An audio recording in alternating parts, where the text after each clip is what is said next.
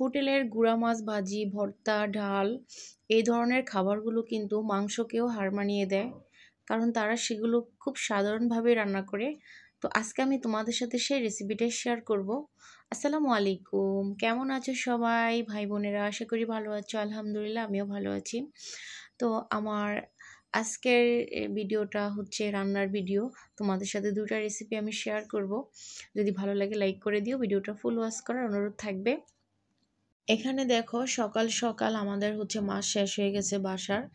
আপনাদের ভাইয়া 2 রকমের মাছ নিয়ে আসছে আজকে। তো আমরা হচ্ছে আবার কিছুদিন পরে বাড়িতে যাব। আর আমি সবসময় মাছ আর মাংসটাকে কম করে কিনতে বলি, কারণ তাজা তাজা সব কিছু আমার কাছে ভালো লাগে। এগুলো যখন আমরা প্রসেসিং করে ফ্রিজে রেখে দেই তখন কিন্তু 50% স্বাদ ফ্রিজে টেনে নিয়ে যায়। তো আমি সবসময় কম কম আনতে বলি আর কি। তো এখানে আমি সবগুলো মাছ ধুয়ে পরিষ্কার করে ফ্রিজে রেখে দিয়েছি। আর আমি যেটা রান্না করব সেটা আমি আজকে নিয়ে নিয়েছি। তো আমি এই মাথা আর কয়েকটা পিস দিয়ে আজকে আমি পালং শাক দিয়ে একটু ঝোল করে রান্না করব। তো এখানে আমি এই মাছটাকে হলুদ আর লবণ দিয়ে মেখে নিয়েছি। আর এখানে দেখো গুঁড়া মাছটাকে সুন্দর করে ধুয়ে পরিষ্কার করে নিয়েছি। তো এই গুঁড়া মাছটা হোটেলে কিভাবে রান্না করে আমি আজকে তোমাদের সাথে শেয়ার করব। আমার নিজে দেখা মানে রেসিপি অসাধারণ। হোটেলের গুঁড়া মাছটা কিন্তু অনেক বেশি খেতে মজা হয়, কারণ তাদের রান্নার ধরনটা কিন্তু অন্যরকম থাকে। তো এখানে গুঁড়া মাছের জন্য আমি উপকরণগুলো কেটে নিয়েছি। আর এখানে দেখো প্রথমে আমি গুঁড়া মাছটা রান্না করব। তো পেঁয়াজ আর কাঁচা মরিচটা আমি একসাথে দিয়ে দিচ্ছি দেখো। তো এই পেঁয়াজটাকে হচ্ছে আমি একদম মরিচের সাথে হাতের সাহায্যে ভালো করে ঢলে ঢলে হচ্ছে এটাকে মিশিয়ে নিব। যতক্ষণ না পেঁয়াজ আর মরিচ থেকে পানি বের হয়ে না আসে ততক্ষণ পর্যন্ত এটাকে হাত দিয়ে একদম মেখে নিব। সুন্দর করে মেখে নিতে হবে। তো এই পেঁয়াজ আর মরিচ আর এই মিশ্রণটাই হচ্ছে এই গুঁড়া মাছ মানে ভাজিটার স্বাদ হওয়ার আসল মানে রহস্য। তা আমি সুন্দর করে হাতের সাহায্যে মেখে নিয়েছি দেখো। এখানে দিয়ে দিছি একটা আলু, একটা টমেটো, তারপরে দিচ্ছি হচ্ছে লবণ স্বাদ মতো, হলুদের গুঁড়া, দিলাম একটু আদা পেস্ট আর একটু রসুন পেস্ট, আর দিয়ে দিব একটু মরিচের গুঁড়া, যেহেতু কাঁচা মরিচ দিয়েছি কম করে দিব। দিয়ে দিলাম একটু জিরার গুঁড়া। এরপর যে দেখো একটা আমসত্ত্ব নিয়েছি আমি। এই আমসত্ত্বটাকে আমি হচ্ছে এখানে কুচি কুচি করে দিয়ে দিব। তো আমার কাছে যদি তেঁতুল থাকতো আমি কয়েক বিচি তেঁতুল দিয়ে দিতাম, তাহলে হয়ে যেত। যেহেতু আজকে আমার বাসায় তেঁতুল নেই, তার জন্য আমি তেঁতুলের বদলে এই আমসত্ত্ব দিয়ে দিচ্ছি। তো আমসত্ত্ব তেঁতুল দিলে যে টেস্টটা পাওয়া যেত, আমসত্ত্ব দেওয়া তো একই টেস্ট পাওয়া যাবে, কারণ দুটাই টক টক ঝাল মিষ্টি আর কি। তো দেখো আমি কি পরিমাণ দিয়েছি। তোমরা অবশ্যই একবার হলো বাসায় ট্রাই করবে, একদম সারা জীবন মুখে স্বাদ লেগে থাকবে, বলতে পারবা না, মনে হবে যেন বারবার গুঁড়া মাছ রান্না করে খাই। একদম অসাধারণ, মানে বলার বাইরে। এই পর্যায়ে দিয়ে দিলাম গুঁড়া মাছগুলো, সবগুলো গুঁড়া মাছ দিয়ে দিছি। যে কোনো গুঁড়া মাছ তোমরা চাইলে এভাবে রান্নাটা করে নিতে পারো। আমি কিন্তু বেশিরভাগে এই হাতে মেখে গুঁড়া মাছটা রান্না করি, আমার কাছে অনেক বেশি ভালো লাগে। তো এখন আমি একদম খাঁটি অরিজিনাল সরষের তেলটা দিয়ে দিচ্ছি দেখো।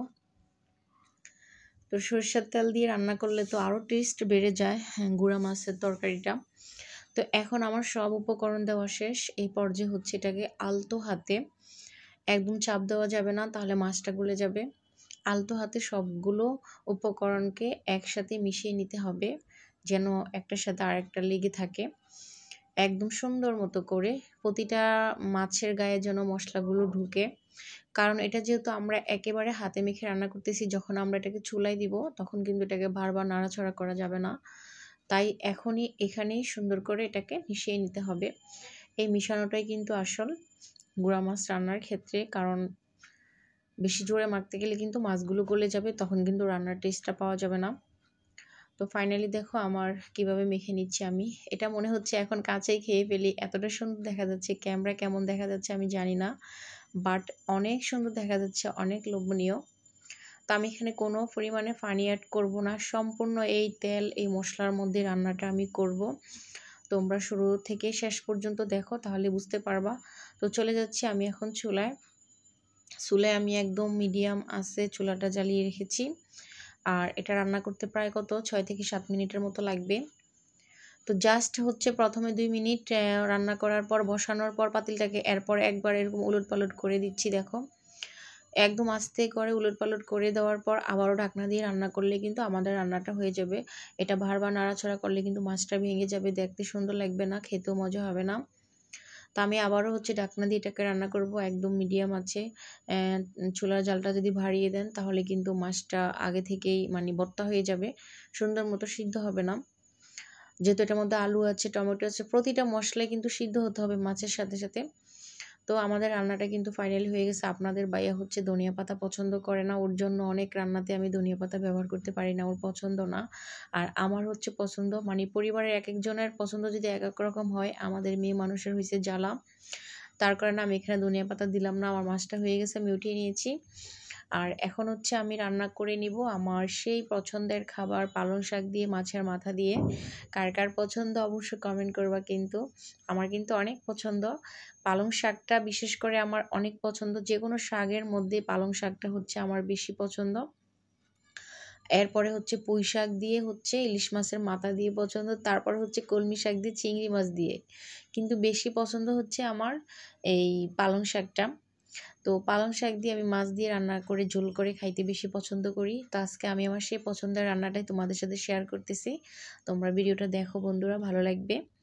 তো আমি মাছগুলো ভেজে নিয়েছি। এখন সেই মাছ ভাজার তেলে আমি দিয়ে দিলাম পেঁয়াজ কাঁচামরিচ একসাথে। তোমরা অবশ্যই, আসলে রান্না হচ্ছে একটা আর্ট, যে যেভাবে পারে মানে সেভাবে রান্না করে। রান্নার কোনো নিয়ম নাই যে আমি এভাবে রান্না করেছি আমার মতো করেই তোমাদের রান্না করতে হবে, তা না হলে রান্না হবে না। না, এটা ভুল কথা। রান্না একটা আর্টের মতো, যার যেভাবে ভালো লাগে সেভাবে রান্না করে নিতে পারে, কোনো সমস্যা নাই। দিয়ে দিলাম এখানে আদা রসুন পেস্ট, মরিচের গুঁড়া, ধনিয়ার গুঁড়া, তারপরে একটু জিরার গুঁড়া দিলাম। আর কোনো মশলা আমি ব্যবহার করব না। তো একটু পানি দিয়ে এখন মশলাটাকে 4 থেকে 5 মিনিটের মতো আমি কষাই নিব। যেই কোনো তরকারি রান্নার আগে মশলা ভালো করে কষালে তরকারির টেস্ট দারুণ আসে, এটা আমরা অনেকেই জানি, নতুন পুরাতন সব রাঁধুনিরই জানে এটা। তা আমিও যে কোনো রান্নার আগে মশলাকে ভালো করে কষাই নিই। তো আবার একটু পানি দিয়ে 1 মিনিটের মতো কষাই নিব, দেখো যেন মশলাটা পুড়ে না যায়। আসলে রান্না করতে হবে, আমরা মেয়ে মানুষ, আর রান্না করা কিন্তু একটু কষ্ট। আমার কাছে মনে হয় যে আল্লাহ যদি রান্নার নিয়ম না দিত, অন্যভাবে খাওয়ার সিস্টেম করে দিত, তাহলে মনে হয় ভালো হতো। কারণ এই রান্না করাটা, সকালে রান্না করলে বিকালে রান্না, বিকালে রান্না করলে সকালে, মানে সারাক্ষণ মানুষের খাওয়ার পিছনেই দৌড়াতে হয়। যাই হোক, এটাও আল্লাহ তাআলার একটা হুকুম, সিস্টেম। আল্লাহ তাআলা আমাদেরকে পরীক্ষা করার জন্যই কিন্তু দুনিয়াতে পাঠাইছে। এর মধ্য দিয়েই যে আল্লাহর কাজ করতে পারবে সে জান্নাতে যেতে পারবে। তো দেখো আমি ঢাকনা দিয়ে দিছি। আর ঢাকনা দেওয়ার 2-3 মিনিট পর রান্না করে নিয়েছি। এখন আরেকবার নেড়ে ছেড়ে দিব। তো এই পালং শাকের সাথে আলু দিয়েছি, টমেটো দিয়েছি, জাস্ট মাছটাও ছিল তাজা, জাস্ট ওয়াও। মানে আমার রান্না সবসময় আমার হাজব্যান্ড, আমার বড় ছেলে ওরা খুব পছন্দ করে। আর বিশেষ করে আমার হাজব্যান্ড তো অনেক বেশি পছন্দ করে যে না, আমার হাতের রান্না ভালো। তো আমরা মেয়ে মানুষরা যখন রান্না করি তখন যদি আমাদের স্বামী পরিবারের সবাই খেয়ে যদি প্রশংসা করে, তখন কিন্তু ভালোই লাগে যে না, কারো না কারো ভালো লেগেছে। তো আমার হাজব্যান্ড আমার হাতের রান্না পছন্দ করে, এটা আমার কাছে অনেক বেশি ভাগ্যের ব্যাপার, সৌভাগ্যের ব্যাপার। কারণ হাজব্যান্ডের মানে প্রশংসা পাওয়া যায় আলহামদুলিল্লাহ। তো দেখো আমি এখানে ঝোল দিয়ে দিয়েছি, বেশি পরিমাণে দেইনি, কম দিয়েছি। কারণ যেহেতু ওটা শাক সিদ্ধ হয়ে গেছে, মাছটাও আগে থেকে ভালো করে ভাজা আছে। তো এটা ভালো করে ব্লক চলে আসলে পরে হচ্ছে আমি এখানে মাছগুলো অ্যাড করে দিব। তো বন্ধুরা, ভিডিও ভালো লাগলে একটা লাইক করে দিও। লাইক করতে তো টাকা লাগে না, পয়সা লাগে না, কিচ্ছু লাগে না, হাতের একটু চাপ লাগে। তোমরা সেই হাতের চাপটা দিয়ে আমার ভিডিওতে একটা লাইক করে দিবা, একটা কমেন্ট করে দিবা। আর আমার পরিবারে যদি কেউ নতুন এসে থাকো, অবশ্যই তোমাদেরকে অনেক অনেক ধন্যবাদ। যারা আমার পুরনো বন্ধু আছে, আমার ভিডিও দেখো, তোমাদের জন্য অনেক অনেক ভালোবাসা এবং দোয়া রইল আমার পক্ষ থেকে। তো আমার রান্নাটা প্রায় শেষ। আমি কয়েকটা আস্ত কাঁচামরিচ দিয়ে দিলাম গ্রানের জন্য। আমি কিন্তু শুরুতেও কয়েকটা কাঁচামরিচ দিয়েছি, এখন আবার কয়েকটা দিয়ে দিলাম। তো যেরকম ঝোল দেখতেছো, আমি এর একটু ঝোলটা কমাবো, তারপরে হচ্ছে আমি মাছটার তরকারিটাকে নামিয়ে নিব। দেখো তো আমার ফাইনালি তরকারি রান্না হয়ে গেছে। এই যে দেখো, আমি তোমাদেরকে সার্ভ করে দেখিয়েছি, কত সুন্দর হয়েছে মাশাআল্লাহ। তা আমি মাছের মাথা দিয়ে পালং শাক দিয়ে রান্না করি, মাছের মাথা দিয়ে মুড়িঘণ্ট রান্না করি, আমার কাছে ভালো লাগে। আর এই হচ্ছে গুঁড়া মাছটা, আমি কিন্তু গুঁড়া মাছে কোনো পানীয় ব্যবহার করিনি। যে তেলটা দিয়েছিলাম সেই তেলের মধ্যে আমার রান্নাটাকে আমি সেরে নিয়েছি। এত মজা হয়েছে গরম ভাতের সাথে, আপনি একাই শেষ করে ফেলবেন। তো আপনারা একবার হলো ট্রাই করবেন। যদি ভালো লাগে আমার কথা স্মরণ করবেন, আমার ভিডিওতে কমেন্ট করবেন। দেখা হবে অন্য ভিডিওতে। আজকে এখানে বিদায় নিচ্ছি। আসসালামু আলাইকুম।